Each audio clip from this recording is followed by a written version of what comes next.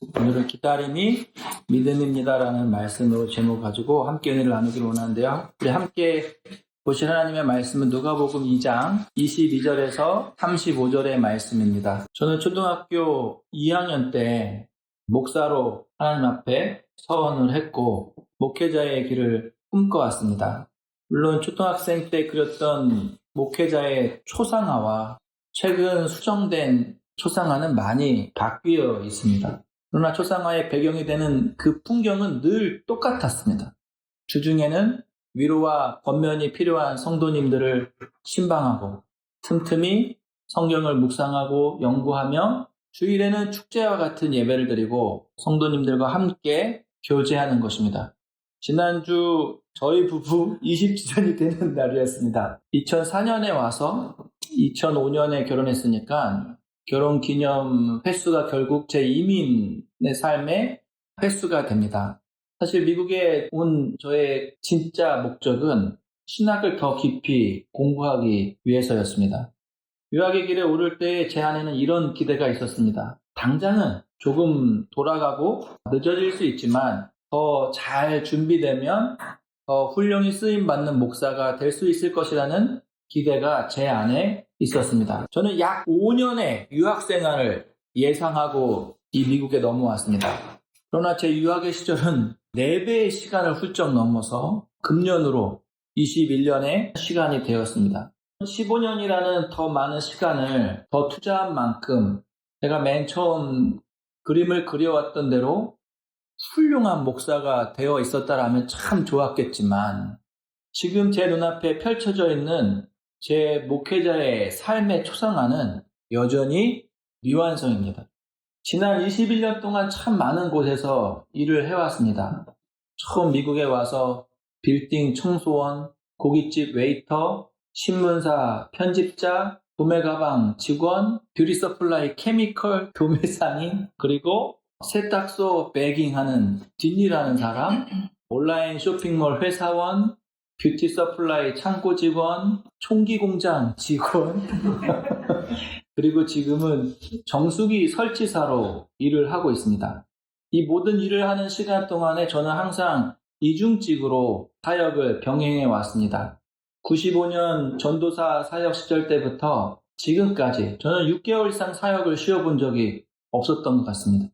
저희 아내는 평소 표현은 잘 안 하지만 가끔 지난 제 사역의 애씀을 떠올리면서 눈물을 흘려줄 때가 종종 있습니다. 워낙 까불까불하고 장난기가 많은 제 성격 탓에 멀리서 저를 경험하는 사람들은 제가 상당히 뺀질뺀질 거릴 거라는 그런 사람으로 이렇게 착각을 하시는데 가까이에서 저를 보시면 제가 좀 다릅니다.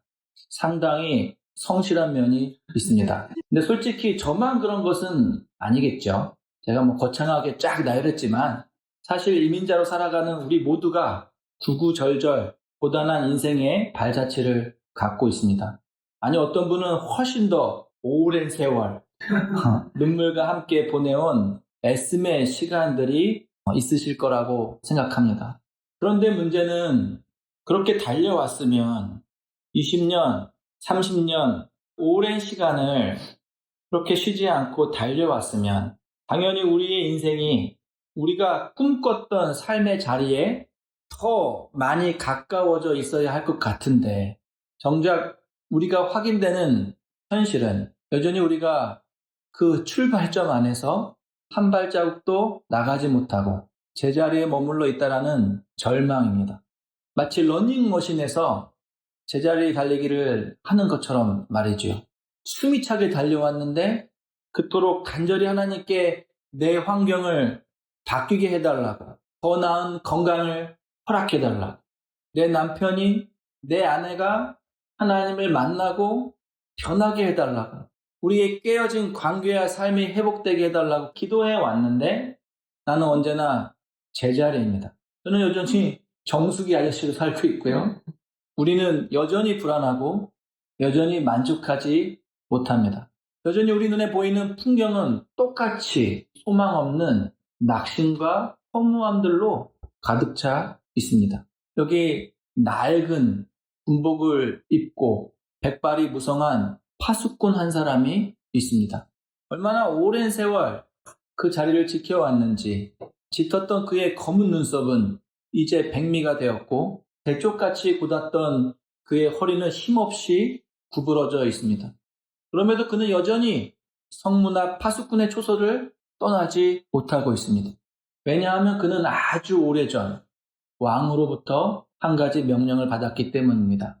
그 명령은 바로 이 초소에서 이스라엘의 위로로 오실 메시아를 기다리고 그 오심을 알리는 나팔을 불어야 한다는 것입니다. 그의 나이는 이미 전역을 하고도 남을 나이가 되었지만 그는 전역을 하지 못합니다. 왜냐하면 아직도 그의 기다림이 끝나지 않았기 때문입니다. 장차 오시겠노라 약속했던 그 메시아를 평생 동안 고대하고 기다렸지만 그 구원자 되시는 왕은 아직도 오지 않고 있기 때문입니다. 그 왕이 오셔야 모든 사명을 완수했노라 보고하고 전역을 신고할 수 있는데 도무지 그 왕이 오지 않고 있기 때문입니다. 그래서 이 백발의 노인은 여전히 노병이 될 때까지 그 파수꾼의 자리를 떠날 수가 없습니다. 이 사람이 누구일까요? 네, 오늘 바로 본문에 나온 시므온이라는 사람입니다. 25절에 보면 성경은 이 시므온에 대해서 간단히 소개가 나옵니다. 다 같이 25절의 말씀을 한번 읽어볼까요? 시작! 예루살렘에 시므온이라 하는 사람이 있으니 이 사람은 의롭고 경건하여 이스라엘의 위로를 기다리는 자라. 성령이 그 위에 계시더라. 그의 오랜 기다림을 극적으로 제가 한번 묘사하기 위해서 노병, 파수꾼으로서 각색해서 그의 삶을 소개했지만 사실 이 사람의 진짜 직업은 구약과 신약을 이어주는 자, 어떤 의미에서 다시 말해서 예언의 성취로서 메시아의 도래를 선포할 사명을 갖고 있는 자로서 이스라엘의 마지막 선지자라고도 할 수 있습니다. 400년이라는 침묵의 세월 가운데 공백의 시간이 있었지만 예수님이 오시기 전에 오실 메시아 그리고 오신 메시아 이 예언의 성취를 눈으로 확인하고 그것을 증언할 사명이 그에게 있었던 것이죠. 학자들이 그를 선지자로 구별하는 근거가 있는데 그것은 그를 소개함에 있어서 성령님의 임재에 대한 독특한 표현 때문입니다. 예수님이 하늘로 승천하시고 보혜사로 오신 성령님은 우리에게 임하실 때 그 임재의 독특한 방법이 있는데 그 표현이 있는데 그것은 성령 하나님이 우리 안에 거하신다는 거예요. 예수님이 보내신 보혜사로 오신 성령님은 우리 안에 거하시는 분, 우리 안에 내주하시는 분으로서 항상 표현이 됩니다. 그래서 성령님의 임재를 나타내실 때 이 신약에서 주로 사용되어지는 표현의 전치사는 몸모 안에라는 단어가 병행되어서 항상 사용됩니다. 그런데 오늘 신약 성경인 누가복음에서는 시므온을 소개함에 있어서 성령님의 임재를 다르게 표현하는데 어떻게 표현하고 있죠? 그것은 바로 성령이 그 위에 계시더라. 안에 계시더라가 아니라 그 위에 계시더라라고 표현하고 있습니다. 여기서 우리가 눈여겨봐야 할 중요한 그 단어는 전치사 못못 위에라는 단어입니다. 왜냐하면 이 전치사는 특별히 구약 성경에서 선지자들에게 하나님의 영의 임함을 나타낼 때 관용적으로 사용되었던 단어이기 때문입니다. 비록 한국어 번역에서는 못모 위에가 아닌 못모에게로 더 많이 번역되어지지만 사실 우리말 못모에게로 번역된 단어는 히브리 원본에서는 마찬가지로 못모 위에 임하였다라는 그러한 표현으로 많이 쓰입니다. 또한 성령이 시므온의 위에 계시더라라는 의미는 하나님의 영이 그 위에 임하였다는 의미로서 마치 그가 구약 선지자들처럼 사명 가운데 하나님으로부터 부름을 받았고 계속 그가 그 부름 가운데 붙들려 살아가고 있음을 의미합니다. 구약의 선지자들이 다 그런 패턴이거든요. 하나님의 말씀이 주어질 때에 또한 사명이 주어질 때에 하나님이 누군가를 선택하고 온니엘 위에 하나님의 영이 임하더라. 사무엘에게 하나님의 영이 임하더라. 항상 그런 식으로 표현되었는데 그런 의미로 볼 때 구약의 학자들은 시므온이 이스라엘의 마지막 선지자로서 그 사명을 감당하고 있다 이렇게 표현하기도 합니다.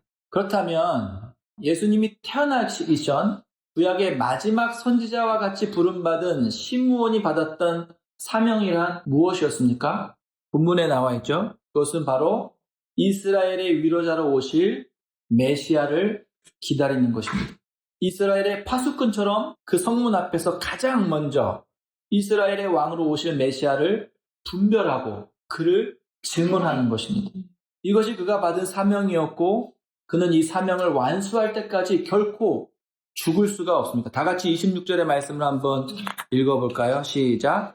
그가 주의 그리스도를 보기 전에는 죽지 아니하리라 하는 성령의 지시를 받았더니, 다시 말해 그가 받은 사명은 완수될 때까지 절대로 사라지지 않는 사명이라는 것입니다. 그뿐이 아닙니다. 이 사명을 완수하지 못하면 그는 죽을 수도 없더라고요. 오래 살고 싶으면 눈을 감고 다니면 될 것도 같아요. 20년을 기다렸다고 30년을 버텨왔다고 쉬게 해주는 것이 아니라는 것이에요. 늙었다고 전역시켜주지 않는다라는 이야기입니다. 그가 유일하게 전역할 수 있을 때는 그에게 주어진 하나님의 약속이 성취될 때, 이스라엘의 위로자가 오심으로 그 기다림이 끝이 날 때에 평안히 노임을 얻을 수 있게 된다는 것입니다. 그런데 문제는 정말로 그 기다림이 생각보다 길어졌다는 것입니다. 정년, 은퇴 나이가 지났음에도 메시아가 오지 않고 이제는 더 이상 기다릴 힘도 없고 쉬고 싶은 생각이 간절한데 오시기로 했던 이스라엘의 위로자가 깜깜무소식이라는 사실입니다. 사실 오늘 본문은 시므온의 기다림을 그닥 부각시켜서 조명해주고 있지는 않습니다. 다 같이 27절을 한번 읽어볼까요? 시작. 성령의 감동으로 성전에 들어가매 마침 부모가 율법의 관례대로 행하고자 하여 그 아기 예수를 데리고 오는지라. 이 구절에 보면 성령님의 인도함 가운데 결정적인 타이밍에 딱 한 번 움직이셔서 시므온이 세상 편하게 예수님을 만나게 된 것처럼 묘사하고 있죠. 솔직히 이 구절 속에서 그의 기다림이 힘들거나 위대하게 느껴지지는 않습니다. 근데 과연 그 기다림이 이렇게 쉬웠을까요? 사실은 그렇지 않습니다. 사실 본문의 저자인 누가는 상당히 함축적으로 이 기사를 기록하고 있습니다.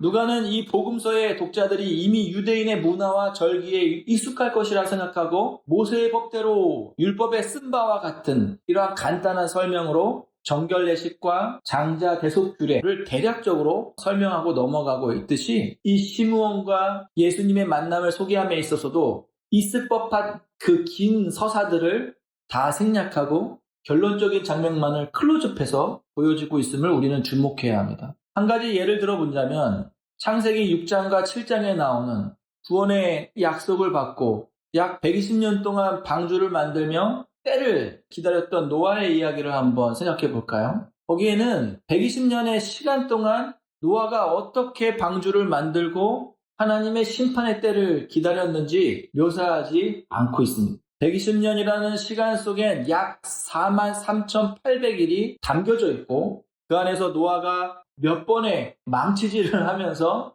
이 방주를 만들었는지 표현해주고 있지 않습니다.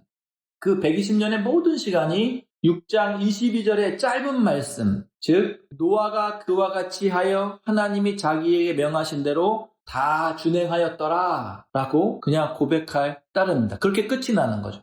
그러나 우리는 다 준행하였더라 라는 그 한 문장을 깊게 들여다봄으로써 그 기다림의 세월 속에 노아가 마주했을 그리고 견디어냈을 수없이 많은 고단함과 유혹들을 충분히 설득력 있고 타당한 가운데 상상해 볼 수가 있습니다. 마찬가지로 우리는 마침내 성전 안에서 예수님을 만나게 되었던 그 진수를 그저 짧은 만남의 이야기로 넘어갈 수도 있지만 또한 우리는 이스라엘의 위로를 기다렸던 시므온의 그 기다림을 현미경 위에 올려놓고 자세히 들여다봄으로써 그 기다림의 의미를 조금 더 깊이 해석해 볼 수가 있을 것입니다.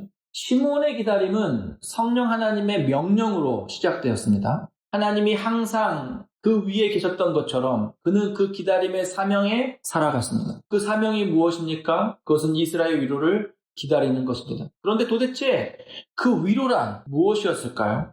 당시 경건한 유대인들에게 위로라는 단어는 단순한 감정적인 단어가 아니었어요. 그들에게 위로라는 단어는 이사야 선지자가 예언한 거대한 회복의 약속을 떠올리게 하는 키워드와 같았어요. 위로하면 이사야의 그 회복의 말씀, 위로의 말씀, 이 말씀이 자동적으로 떠올랐던 것이죠. 또 하나님이 전나라 명령하셨던 위로, 그 1세기 유대인들이 이 말씀 속에 이해하는 그 위로라는 것은 단순히 따뜻한 말로 공감해주고 그들의 고단한 삶을 불쌍히 여겨주는 그러한 위로가 아니었습니다. 그들에게 선포되어지고 또한 그들이 약속으로 받았던 위로의 진정한 의미는 포로의 삶을 살아가고 있는 그들에게 하나님이 왕으로 오셔서 너희를 구원할 것이며 너희의 자유를 회복해 주실 것이라는 의미였습니다. 다시 말해 1세기 유대인들에게 위로란 곧 왕으로 오실 메시아를 의미하는 거였어요. 다시 말해서 이스라엘의 위로를 기다리라는 이 명령을 받은 시므온은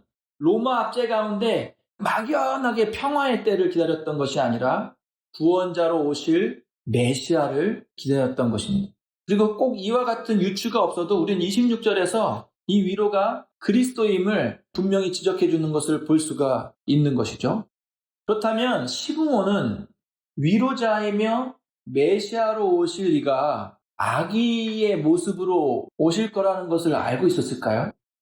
당시 대부분 유대인들에게는 메시아가 우리를 구원하시기 위해서 오실 것이라는 그 희망과 기다림의 어떠한 사상이 늘 그들의 마음 가운데 있었는데 그들이 상상하는 메시아는 하얀 백마를 타고 오는 승리의 왕, 다윗과 같은 모습이었습니다. 그런 걸 생각할 때 과연 시므온도 오실 위로자가 아기 왕으로 오실 것인가를 알고 있었을까라는 것은 또 질문을 해볼 수가 있는 것이죠.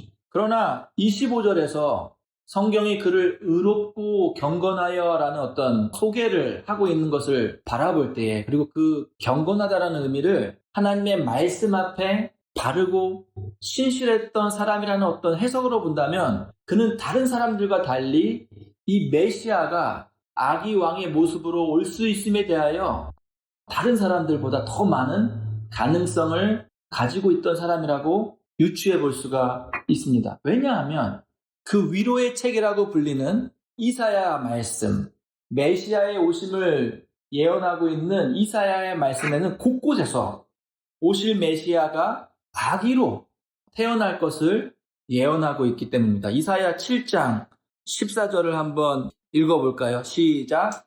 그러므로 주께서 친히 징조를 너에게 주실 것이라. 보라, 처녀가 잉태하여 아들을 낳을 것이요 그의 이름을 임마누엘이라 하라.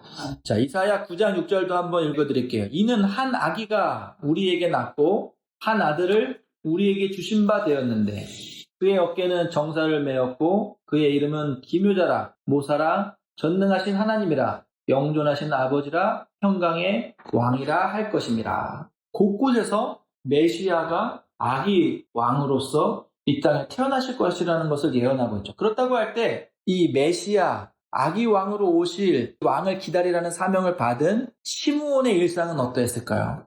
아마 그는 누구보다도 이스라엘의 성전, 여인의 뜰과 성전을 자주 왕래하던 사람이었을 것입니다. 여인의 뜰은 아이를 낳은 산모들이 율법에 따라 정결 예식을 치르는 장소였습니다. 산모들이 올 때는 태어난 아기를 대부분 같이 데리고 오겠죠. 아기도 태어나면 한 달 이후에 데리고 와서 정결 예법을 드려야 되는 거예요. 첫 번째 태어난 아기는 하나님 앞에 봉헌하는, 하나님께 올려드리는 장자 대속 규례를 지켜야 됐던 거예요. 그러니까 6월절 때 출애굽 가운데 마지막 재앙이 뭐였죠? 장자가 다 죽는 재앙이었잖아요. 그런데 하나님이 문설주의 어린 양의 피를 그 이스라엘 모든 가문을 다 뛰어넘어서 그들의 장자는 다 살아있었잖아요. 그때 하나님이 정하신 규례가 그러므로 이스라엘 가운데 처음 태어나는 자는 다 내 것이다. 이렇게 이야기하면서 장자 대속 규례를 만들었어요. 그래서 아기가 태어나면 이 성전에 데리고 가서 은 5세겔을 하나님께 드리고 그 자녀를 다시 리딩해 오는 거예요. 다시 하나님으로부터 사오는 거예요. 그래서 이제 그런 규례가 있었는데 아기를 낳은 사람들은 항상 그렇게 와서 성전의 여인의 뜰과 성전에 와야 되는 거예요. 그러면 메시아가 아기 왕으로 오실 것이라는 그 사실을 기대하고 그 명령을 지키기 위해서 기다리는 시므온은 항상 그의 삶의 터전이 어디 있을 것 같아요? 바로 거기 있는 거죠. 마치 사무엘이 이새의 아들들에게 가서, 그러니까 사울 대신해서 새로운 왕에게 기름을 부음받을 때 사무엘이 어떻게 해요? 하나님이 딱 누구야라고 가르쳐준 게 아니잖아요. 일단 이새의 집에 가라고 명령하시고 이새가 거기에서 엘리압과 다 한 명씩 다 이 사람인가? 이 사람인가? 혹은 그 하나님의 때를 기다리지 못하고 자기 소견대로 이렇게 해서 뭐 실수도 하기도 하지만 결정적인 순간에 하나님이 다윗이라고 이렇게 알려주잖아요. 마찬가지로 이 시므온도 늘 출산한 어머니들과 아기들이 많은 그 성전들과 여인네들과 성전에서 매일같이 거기 출근하는 거예요. 혹시 이 아기일까? 혹시 내가 기다려야 하는 이 메시아가 이 아기일까? 확인하기 위해서 항상 그렇게 매일같이 그 성전을 오르락내리락 했던 것을 우리가 상상해 볼 수가 있는 것이죠. 시므온은 산모들의 주변을 기웃거리면서 위로로 오실 메시아를 찾아다녔을 것입니다. 29절에 보면 아기 예수님을 만난 후 이제는 말씀하신 대로 종을 평안히 놓아주시는도다 라는 이제 표현이 나오는데 그 표현의 뉘앙스를 보면 저는 이 기다림이 상당히 오랜 시간 동안 반복되어 왔을 것이라고 생각해요. 이제는 평안히 그러니까 기다려왔던 것이죠. 드디어 이제 하나님이 나를 평안히 놓아주시는다 이렇게 고백하는 걸 봤을 때 이 기다림이 상당히 오랫동안 반복되어졌던 거예요. 오늘일까 했는데 오늘도 아니고 내일일까 했는데 내일도 아니고 늘 계속 그 기다림을 했는데 결과는 늘 같은 자리였던 것이죠. 기다림이 오래될수록 그의 믿음에는 피로감이 쌓여갔을 것입니다. 마치 러닝머신에 달리기 하는 사람처럼 아무리 달려도 바뀌지 않는 풍경 때문에 그 기다림이 지루했을지도 모르겠습니다. 한참을 쉬지 않고 애씀에도 결국은 제자리인 것을 확인하게 될 때 그는 더 이상 그 기다림이 의미 없어 보이고 포기하고 싶은 유혹 앞에 흔들렸을지도 모릅니다. 그에게 조롱과 멸시가 없었을까요? 아니, 분명히 있었을 것입니다. 대부분 사람들이 메시아를 뛰어난 정치적인 지도자, 군사적인 영웅들 가운데서 날 것이라고 기대했으므로 이 젖비린내 나는 아기들 틈에서 강력한 메시아 왕을 찾는다고 휘젓고 다니는 이 시므온을 어떤 사람들은 미친 노인네처럼 여겼을지도 모르겠습니다. 귀찮아했겠죠. 그만 오세요 라고 이렇게 했을지도 모르겠습니다. 어쩌면 그도 쉴 틈 없이 달려야 하는 이 숨막히고 지루한 그 런닝머신에서 스탑 버튼을 누르고 좀 내려오고 싶은 생각이 들었을지도 모르겠습니다. 그러나 그는 결코 멈추지 않았습니다. 앞에서는 세상 풍조가 그를 떠밀고 뒤에서는 의심과 유혹들이 그를 잡아당겼지만 그는 끝까지 그 기다림의 경주를 멈추지 않았습니다. 어떻게 그는 이 지루한 기다림 속에서 멈추지 않고 계속해서 달릴 수가 있었을까요? 어떻게 그는 그 오랜 세월 속에 불어오는 풍파들과 유혹들을 이겨내며 이 기다림을 끝까지 완주할 수 있었을까요? 그것은 바로 그가 의롭고 경건한 사람이었기 때문이 아닐까라는 생각을 해봅니다. 의롭다라는 것은 단순히 착하다는 의미가 아닙니다. 언약적인 의미에서 의롭다라는 것은 바른 관계 속에 있음을 의미합니다. 그의 인생의 방향이 하나님의 말씀과 어긋나지 않고 그 말씀의 결을 따라 잘 흘러가고 있음을 의미합니다. 다시 말해 그의 믿음의 시선이 주어진 환경에 따라 방향을 잃지 않고 오직 하나님의 약속에만 온전히 맞춰져 있음을 의미합니다. 그렇다면 그가 경건한 사람이었다는 것은 무슨 의미일까요? 경건한으로 번역된 헬라어 원어는 율라베스라는 단어를 사용합니다. 헬라어에서도 이 단어의 일반적 의미는 경건한 이렇게 그 의미로 사용되어지지만 이 경건함을 나타내는 이 단어 율라베스라는 그 단어의 원어적 의미를 살펴볼 때 우리는 조금 더 깊은 의미로서 이 경건함을 해석할 수 있고 이 시므온의 기다림의 비결이 어디에 있었는지를 좀 유추해 볼 수 있는 것 같아요. 이 율라베스라는 단어는 좋은, 잘, well 이라는 뜻입니다. 그리고 뒤에 따라오는 그 람바노라는 단어가 있는데 그 단어의 의미는 취하다, 붙잡다 라는 그런 단어의 뜻이라고 합니다.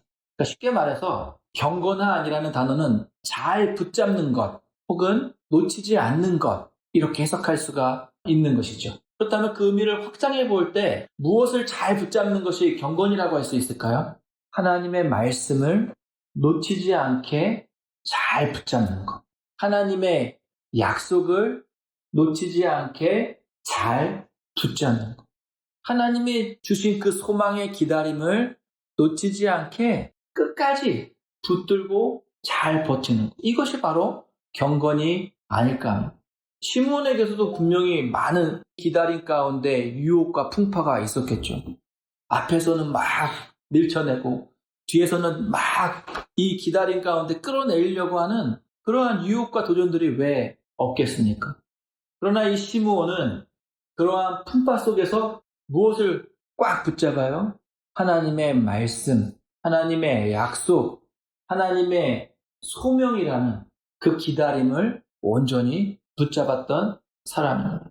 하나님의 약속을 잘 붙잡는 것이 경건이라고 했을 때, 그러면 어떻게 이 붙잡음을 잘 지켜낼 수 있을까요? 당장 아마존에 들어가서 핸드 그리퍼를 사가지고 손가락의 근력을 키워야 될까요? 아닙니다. 이제는 나이 들어서 너무 무리해서 운동하면 오히려 관절이 망가질 수가 있습니다.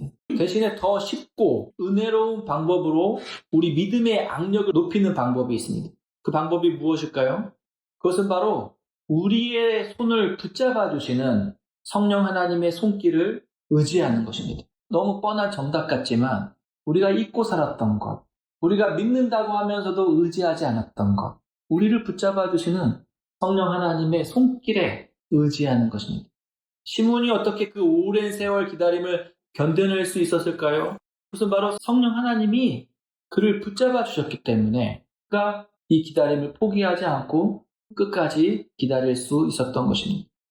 성령 하나님은 그 사명을, 그 기다림을 우리에게 명령하실 뿐만 아니라 우리가 그 사명을 잘 감당할 수 있도록 우리에게 힘을 주시는 분이신 줄 믿습니다. 말씀을 맺습니다.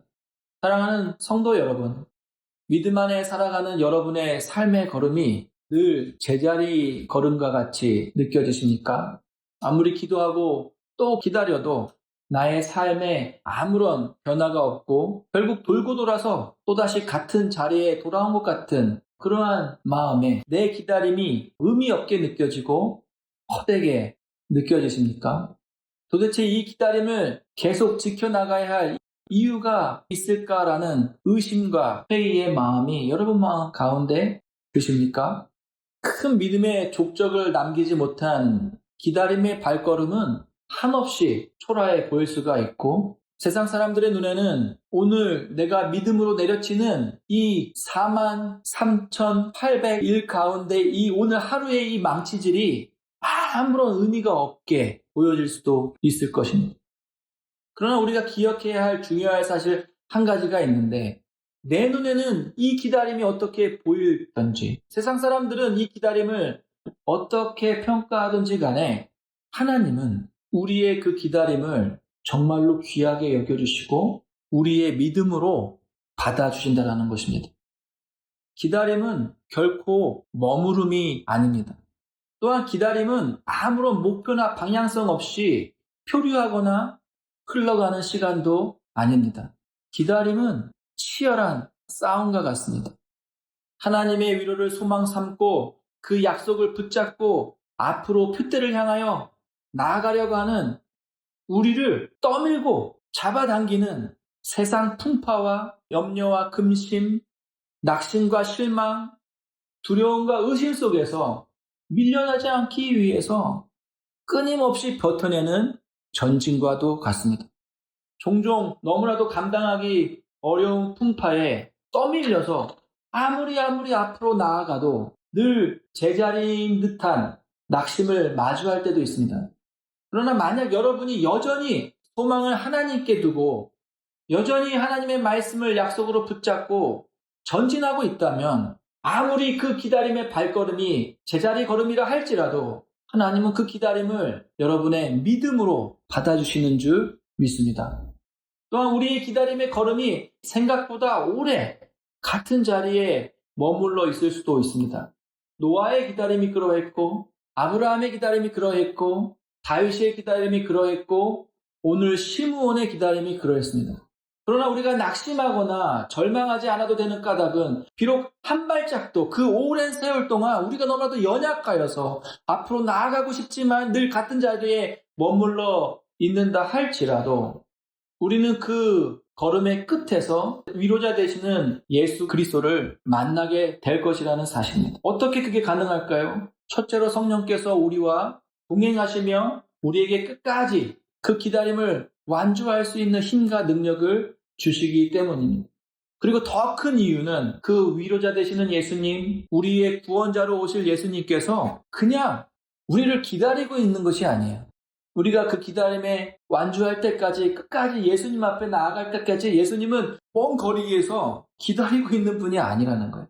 사실 예수님이 우리에게 오고 있는 거예요. 시므온이 만났던 예수님, 노아가 만났던 하나님, 아브라함이 만났던 하나님, 이 모든 만남은 그들이 끝까지 포기하지 않고 앞으로 나아갔기 때문이 아니라 그 기다림 끝에서 포기하지 않고 하나님을 기다리고 바라보는 그들에게 하나님이 찾아와 주셨기 때문에, 그 메시아 되시는 예수님이 찾아와 주셨기 때문에 그 만남이 이루어진 줄 믿습니다. 그러므로 우리의 기다림이 우리의 생각보다 길어지고 우리의 발걸음이 나는 나아가고자 하지만 여전히 같은 자리에 있을지라도 우리에게는 낙심하지 않을 이유가 있는 것이죠. 우리에게는 여전히 소망을 꿈꾸고 하나님을 바라볼 수 있는 이유가 있는 것입니다.